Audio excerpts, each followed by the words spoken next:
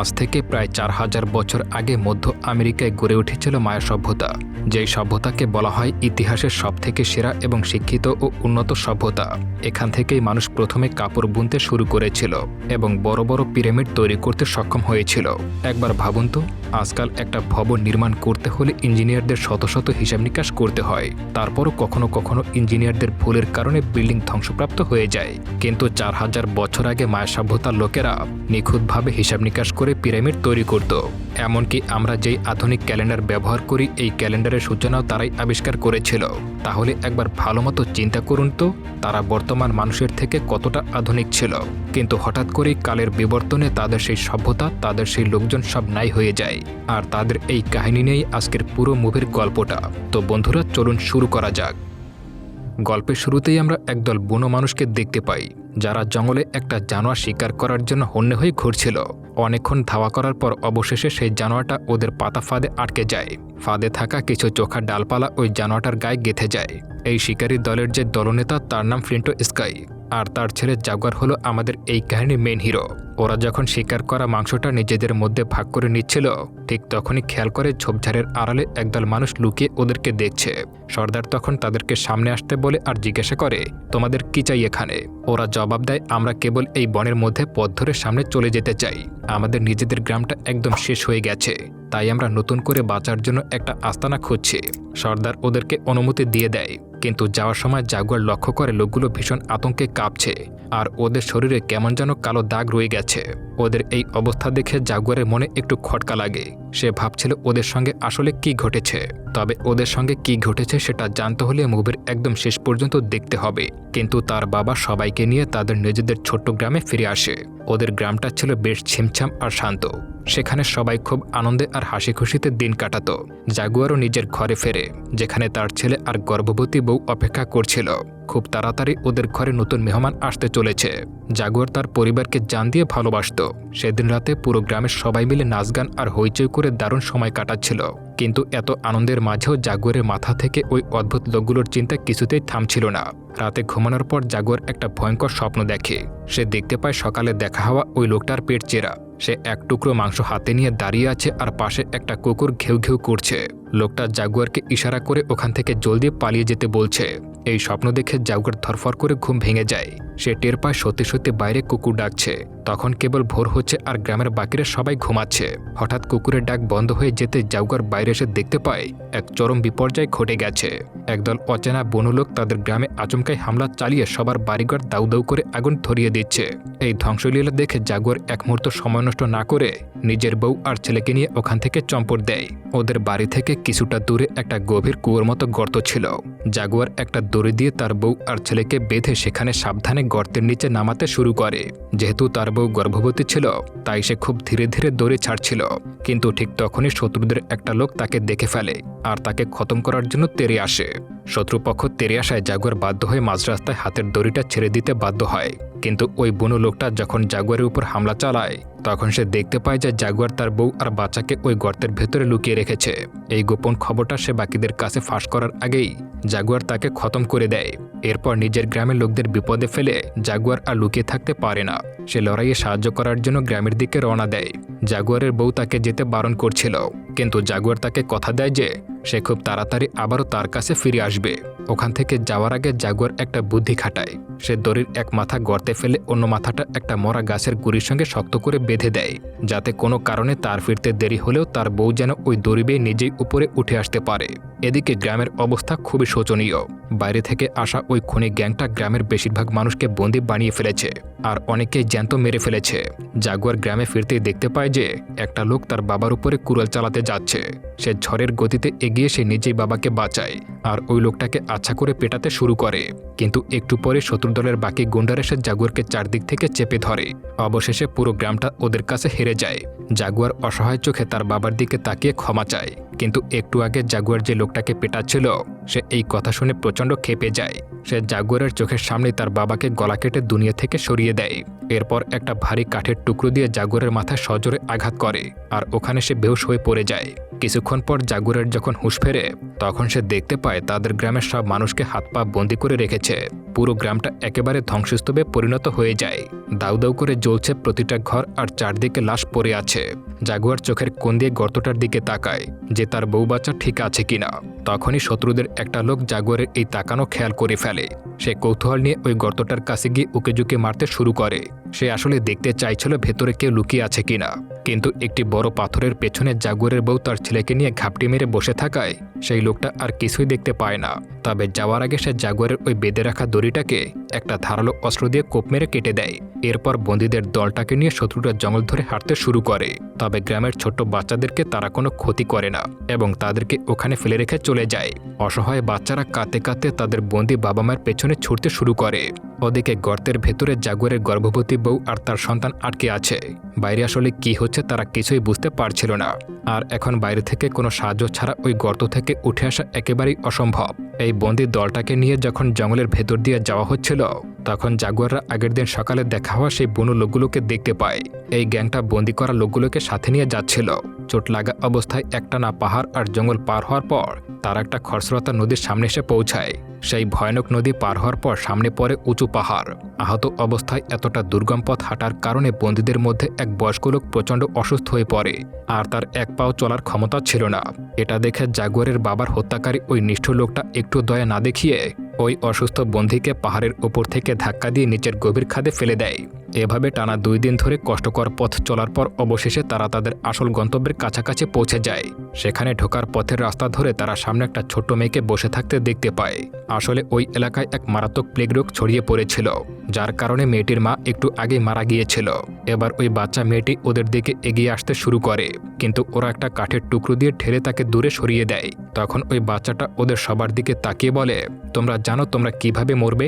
খুব তাড়াতাড়ি এক পবিত্র সময় আসতে চলেছে, যখন দিনের বেলায় চারদিকে অন্ধকারে ঢেকে যাবে। তোমরা সবাই ওই অন্ধকার থেকে সাবধানে থেকো, কারণ একটা মানুষের জন্যই তোমাদের সবাইকে এখানে মরতে হবে, আর সেই লোকটা এখন তোমাদের সাথেই রয়েছে। মেয়েটা এই অদ্ভুত কথাগুলো ওই বুনো লোকগুলোকে বলছিল, যারা সবাইকে এখানে বন্দি বানিয়ে নিয়ে এসেছে। ওখান থেকে আরেকটু সামনে এগিয়ে যাওয়ার পর দেখা যায় বহু মানুষকে বন্দি বানিয়ে তাদেরকে দিয়ে পশুর মতো খাটানো হচ্ছে। সেখানকার সব বন্দি শ্রমিকদের দিয়ে সিমেন্ট তৈরি করার কাজ করানো হচ্ছিল এবং এখানকার প্রতিটা শ্রমিকের অবস্থা ছিল খুবই শোচনীয়। এরপর ওই নতুন বন্দীদেরকে একটা গ্রামের ভেতর দিয়ে নিয়ে যাওয়া হয়। এই গ্রামটা জাগুয়ারদের গ্রামের থেকে অনেক বেশি উন্নত ছিল। এখানকার লোকজন কাপড় বানাতে জানত, পোড়ামাটির পুতুল বানাতে জানত এবং প্রত্যেকে পাকা বাড়িতে বসবাস করত। এই গ্রামটা পার হয়ে অবশেষে তারা তাদের আসল গন্তব্যে পৌঁছে যায়। সেখানে পৌঁছানোর পর এই নতুন বন্দীদের সবার গায়ে নীল রং মাখিয়ে দেওয়া হয়। এরপর বন্দি করে আনা ওই দলের সর্দার ওখানকার এক ব্যবসায়ীর সঙ্গে কথা বলতে যায়। সর্দার তাকে বলে, আজ আমার জায়গায় আমার ছেলে তোমার সঙ্গে ডিল করবে, আর আমি এবার এই বন্দীদের জন্য আগের চেয়ে অনেক বেশি ভালো দাম চাই। ওই লোকটা জানায় প্রত্যেকবারের মতো এবারও তোমাকে ভালো দামই দেওয়া হবে। তাদের এই কথা শুনে পরিষ্কার বোঝা যায় যে ওরা বাইরের বিভিন্ন গ্রাম থেকে নিরীহ মানুষকে বন্দি করে এনে এখানে দাস হিসেবে বিক্রি করে দেয়। এরপর ছেলে আর মেয়ে বন্দীদেরকে আলাদা করা হয়। মেয়ে বন্দীদের দাম হাঁকিয়ে সবার সামনে নিলামে বিক্রি করে দেওয়া হতো, আর ছেলে বন্দীদের ওখান থেকে একটু ভেতরের দিকে নিয়ে যাওয়া হয়। ভেতরে যাওয়ার পর দেখা যায় সেখানে বড় বড় পিরামিডের মতো বেশ কিছু অট্টালিকা রয়েছে। ওই বিল্ডিংগুলোর নিচে জোরে জোরে ঢোল বাজানো হচ্ছিল এবং সামনে হাজার হাজার মানুষের ভিড় জমে রয়েছে। আর ওই পিরামিডের উপরে নিয়ে গিয়ে বন্দীদেরকে একের পর এক গলা কেটে বলি দেওয়া হচ্ছিল, যাতে এদের দেবতাকে সন্তুষ্ট করা যায়। কারণ ওদের বিশ্বাস ছিল এইভাবে মানুষের রক্ত দিয়ে বলি দিলে তারা হয়তো প্লেগের মতো মহামারী থেকে মুক্তি পেতে পারে। এই নতুন বন্দীদের মধ্য থেকে প্রথমে একজনকে ওখানে শুয়ে তার গলা কেটে দেওয়া হয়। এরপর সেখানে জাগুয়ারকে বলি দেওয়ার জন্য ডেকে নেওয়া হয়।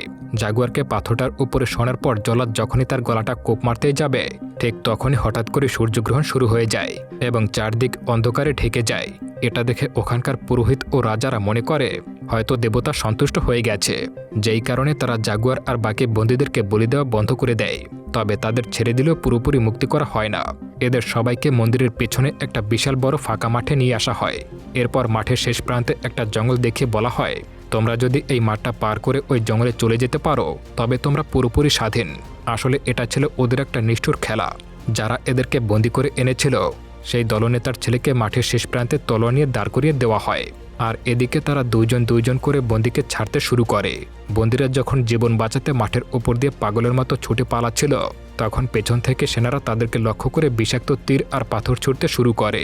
মাঠের শেষ প্রান্তে পৌঁছানোর আগেই তীরের আঘাতে একজন ওখানেই মারা যায়, আর অন্যজন কোনো মতে আহত অবস্থায় মাটিতে পড়ে থাকে। এবার জাগুয়ার আর অন্য এক লোককে একসঙ্গে মাঠের ভেতরে ছাড়া হয়, কিন্তু তারা সোজা না দৌড়ে আঁকাবাঁকা পথে দৌড়াচ্ছিল, যার কারণে সেনাদের তীর মারতে বেশ সমস্যা হচ্ছিল। কিন্তু বেশ কিছুক্ষণ দৌড়ানোর পর ওই দুজনের গায়েও তীর বেঁধে যায়। শরীরে তীর লাগার পরেও জাগুয়ার কোনো মতে ওখান থেকে ছুটে পালানোর চেষ্টা করছিল। তখন ওই সর্দারের ছেলে জাগুয়ারকে খতম করার জন্য তলোয়ার নিয়ে তেড়ে আসে। ঠিক সেই সময় আগে আহত হওয়া বন্দীদের মধ্যে একজন কোনো মতে মাটি থেকে উঠে পেছন থেকে সর্দারের ছেলের পা টেনে ধরে। সর্দারের ছেলে রেগে গিয়ে তাকে লাথি মেরে সরিয়ে দেয়, কিন্তু ততক্ষণে জাগুয়ার নিজের শরীরে গেঁথে থাকা তীরের ধারালো অংশটা ভেঙে হাতে নিয়ে নেয়। সর্দারের ছেলে যখনই জাগুয়ারকে মারতে যাবে, জাগুয়ার চোখের পলকে ওই ধারালো কাঠের টুকরোটা সজোরে তার গলায় ঢুকিয়ে দেয় এবং সেখান থেকে পালিয়ে যায়। ছুটে এসে সর্দার আর দলের বাকিরা দেখতে পায় যে সর্দারের ছেলে শেষ নিঃশ্বাস ত্যাগ করেছে। তাকে আর বাঁচানো সম্ভব হয় না। একমাত্র ছেলের এই খুনের বদলা নেওয়ার জন্য সর্দার রাগে অন্ধ হয়ে যায় আর তার পুরো দলবল নিয়ে জাগুয়ারের পেছনে ধাওয়া করে। ওদিকে শরীরে তীর লেগে থাকায় জাগুয়ার বেশি দৌড়াতেও পারছিল না, তাই জঙ্গলে ঢুকে সে ঘন পাতার একটা গাছের উপরে লুকিয়ে পড়ে। আর ওদিকে খুনিরা জঙ্গল জুড়ে তাকে হন্যে হয়ে খুঁজতে শুরু করে, কিন্তু বিপদ যেন কাটছিলই না। জাগুয়ার যে গাছের ডালে লুকিয়েছিল সেখানে হঠাৎ একটা হিংস্র ব্ল্যাক প্যান্থার চলে আসে। চিতার হাত থেকে বাঁচতে জাগুয়ার গাছ থেকে লাফ দিয়ে আবারও দৌড়াতে শুরু করে। জঙ্গলের শুকনো পাতার মরমরে আওয়াজ শুনে খুনিরা বুঝতে পারে যে কেউ একজন দৌড়ে পালাচ্ছে। তারা পথ আটকাতে গেলে শত্রুদের দলের একজন জাগুয়ার আর ওই চিতার মাঝখানে পড়ে যায়। সাথে সাথে চিতাটা ওই লোকটার উপরে ছাপিয়ে পড়ে আর তাকে কামড়ে সেখানেই মেরে ফেলে। দলের বাকিরা এসে তলোয়ার দিয়ে চিতাটাকে খতম করে ঠিকই, কিন্তু তাদের মধ্যে কয়েকজন চরম ভয় পেয়ে যায়, কারণ সকালে দেখা হওয়া ওই অসুস্থ বাচ্চা মেয়েটার করা ভবিষ্যৎবাণী এখন এক এক করে সত্যি হতে শুরু করেছে। কিন্তু সর্দার থামার পাত্র ছিল না।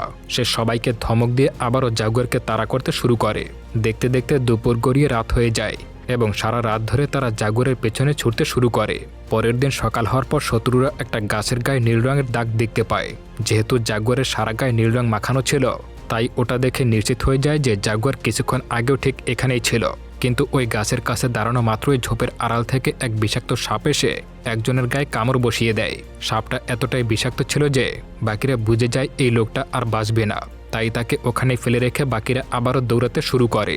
জঙ্গলের পথ ধরে প্রাণপণ ছুটতে ছুটতে জাগুয়ার হঠাৎ দেখতে পায় সামনে আর কোনো রাস্তা নেই। তার সামনে গভীর গিরিখাত, আর সেখান থেকে একটা বিশাল ঝর্ণা নিচে আশ্রে পড়েছে। শত্রুদের হাত থেকে বাঁচতে হলে এখন এই উঁচু ঝর্ণা থেকে নিচে লাফ দেওয়া ছাড়া আর কোনো পথ খোলা নেই। জাগুয়ার এক মুহূর্ত সময় নষ্ট না করে উপর থেকে সোজা নিচের জলে ঝাঁপ দেয়।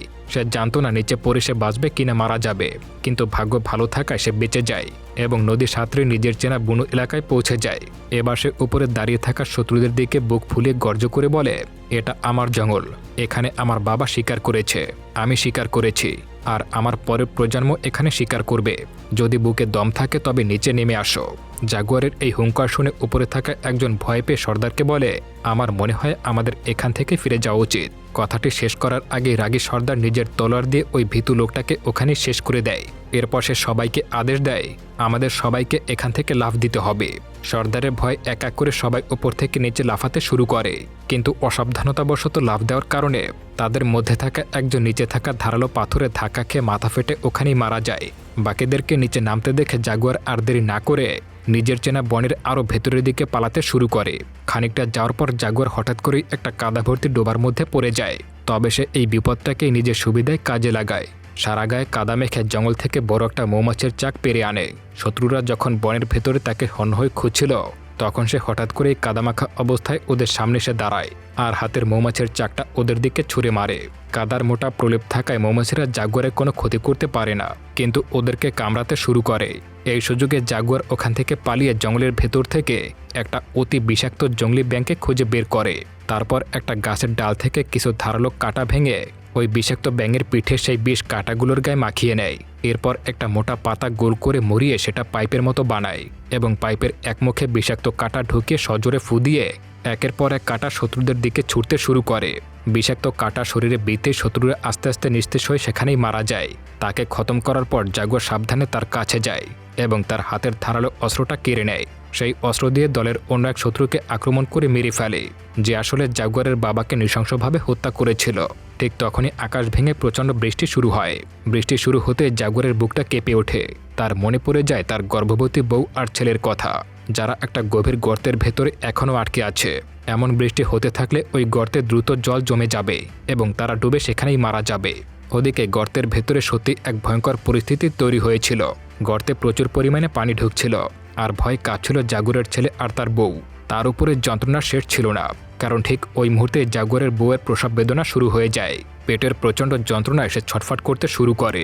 ওদিকে জঙ্গল দিয়ে ঝড়ের গতিতে পালানোর সময় শত্রু দলের মেন সর্দার হঠাৎ জাগুয়ার সামনে এসে পথ আটকে দাঁড়ায়। সর্দার সুযোগ পেয়ে জাগুয়ারের গায়ে একটা তীর মেরে তাকে জখম করে দেয়।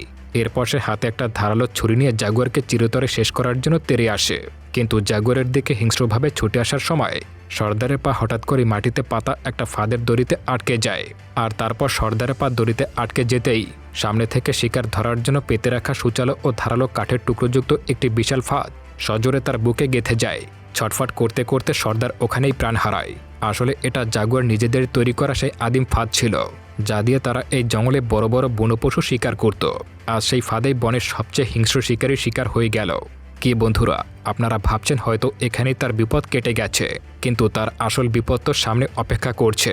এদিকে গর্তের ভেতরের পরিস্থিতি তখন চরম সীমায় পৌঁছে গেছে। বৃষ্টির জলে গর্তটা প্রায় কণায় কণায় ভরে উঠেছিল। জাগুয়ারের বউ সেই গলা সমান গভীর জলের মধ্যে দাঁড়িয়ে তীব্র লড়াই করে একটি ফুটফুটে নতুন বাচ্চার জন্ম দেয়। এক হাতে নিজের বড় ছেলেকে জলের উপরে ধরে রেখে আর অন্য হাতে সদ্যজাত শিশুকে বুকে জড়িয়ে সে বাঁচার আপ্রাণ চেষ্টা করছিল। ওদিকে জাগুয়ারকে মারার জন্য আরও দুজন সেনা তখনও জ্যান্ত ছিল এবং তারা জাগুয়ারকে তাড়া করে আসছিল। ওদের হাত থেকে বাঁচাতে জাগুয়ার প্রাণপণ দৌড়াতে দৌড়াতে একসময় জঙ্গলের সীমানা পার হয়ে একেবারে সমুদ্রের পাড়ে চলে আসে। সেখানে পা রাখতেই জাগুয়ার এবং তার পেছনে তেড়ে আসা ওই দুই শত্রু তিনজনই থমকে দাঁড়িয়ে যায়। তারা অবাক হয়ে দেখতে পায় যে সমুদ্রের নীল জলে ভাসছে দানবীয় সাইজের বেশ কয়েকটা কাঠের জাহাজ। আর এই জাহাজগুলো থেকে ছোট্ট নৌকায় চড়ে অদ্ভুত পোশাক পরা কিছু ইংরেজ মানুষ তাদের দিকে এগিয়ে আসছে। জীবনে প্রথমবার এত বড় জাহাজ আর অদ্ভুত দেখতে সাদা চামড়ার মানুষদেরকে দেখতে পেয়ে তারা একে অপরের দিকে তাকিয়ে থাকে। তারা যেন নিজেদের লড়াইয়ের কথাই ভুলে যায়। তাদের এই অবস্থার সুযোগ নিয়ে জাগুয়ার আর এক মুহূর্ত ওখানে দাঁড়িয়ে থাকে না। সে চুপিসারে ওখান থেকে পালিয়ে সোজা চলে আসে নিজেদের সেই গর্তটার কাছে। সেখানে এসে সে তার বড় ছেলে সদ্যজাত শিশু আর বউকে অনেক কষ্টে গর্ত থেকে টেনে উপরে তুলে নিয়ে আসে। সমুদ্রের পাড়ে দাঁড়িয়ে থাকা ওই বিশাল জাহাজগুলো পাহাড়ের ওপর থেকে দেখতে পেয়ে জাগুয়ারের বউ অবাক হয়ে তাকে জিজ্ঞাসা করে, আমাদের কি ওই নতুন মানুষদের কাছে সাহায্য চাইতে যাওয়া উচিত? তখন জাগুয়ার জাহাজের দিকে শেষবারের মতো তাকায়। সে বুঝতে পারে এই নতুন আগন্তুকরা হয়তো তাদের জীবনের জন্য আরও বড় কোনো বিপর্যয় ডেকে আনবে। জাগুয়ার মাথা নেড়ে তার বউকে উত্তর দেয়, না, আমাদের নিজেদের চেনা জঙ্গলের গভীরে নিজেদের ঘরে ফিরে যাওয়া উচিত। এরপর তারা নতুন জীবনের আশায় আবারও সেই জঙ্গলের ভিতরে যেতে শুরু করে। আর এভাবেই এই সিনেমার গল্পটা এখানেই শেষ হয়ে যায়। তো বন্ধুরা, আপনি কি মায়া সভ্যতা সম্পর্কে আগে জানতেন? অবশ্যই কমেন্ট করে জানিয়ে যাবেন। আর মায়া সভ্যতার কোন দিকটা আপনার সবথেকে বেশি ভালো লেগেছে? তবে এখানে আপনাদের আরেকটা কথা জানিয়ে দেই, মায়া সভ্যতার যেই ক্যালেন্ডার ছিল সেই ক্যালেন্ডার অনুযায়ী 2012 সালে সমস্ত পৃথিবী ধ্বংস হয়ে যাওয়ার কথা ছিল। আর এই 2012 সালের কাহিনী নিয়েও আর একটা মুভি তৈরি হয়েছিল। আপনি কি সেই মুভিটা দেখেছেন? যদি না দেখে থাকেন তাহলে কমেন্ট করে অবশ্যই জানিয়ে দিন। আপনারা যদি চান তাহলে আমি সেটাও আপনাদের সামনে এক্সপ্লেন করব। ধন্যবাদ।